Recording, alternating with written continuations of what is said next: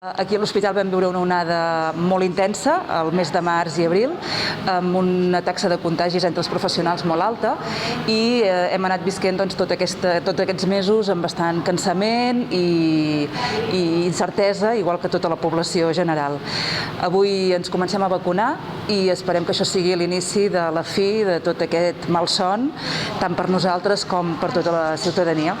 Avui m'he vingut a vacunar, com la resta de professionals, i per mi és un moment important perquè espero que sigui, com hem dit, el principi del final, perquè tots en tenim ganes d'acabar amb això i crec que és l'única manera, la vacunació. Doncs mira, una mica de seguretat, una mica més de seguretat, però sobretot per la gent que tenim a prop i la gent amb la que treballem, sobretot això vol dir que una cosa estem una mica més tranquil·les. Bastant il·lusionada per el fet aquest de que quan bastanta gent estigui vacunada poder tornar una mica a la vida normal, veure amics, tornar a treballar amb les famílies, amb els pacients també, poder-los tocar, poder estar més propers amb ells, o sigui que molt il·lusionada. Pel centre a Hospital Sant Jaume de Manlleu, que també tenim la residència Aura, avui és un moment molt important, molt esperat,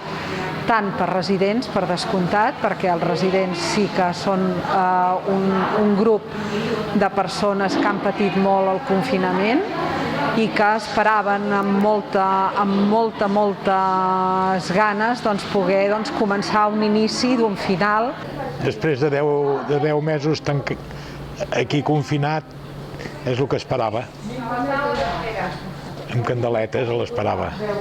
De moment em sembla que potser pararem una mica la cosa, no sé, s'ha de veure, No tenim confiança, li tinc tota, però s'ha d'esperar a veure què passa. La vacuna què representa? O per mi, si ha d'anar tot millor, val més fer-ho, perquè així poder tot anirà més bé. Jo la volia, perquè vaig firmar, perquè me la posessin. La volia. Per què? Perquè el fill diu, mare, totes les que han anat posant, les has posat, te les han posat, doncs aquesta no la deixis. Ho van fer així. Que tothom fes bondat i s'acabés la pandèmia. No és que n'hi ha que no...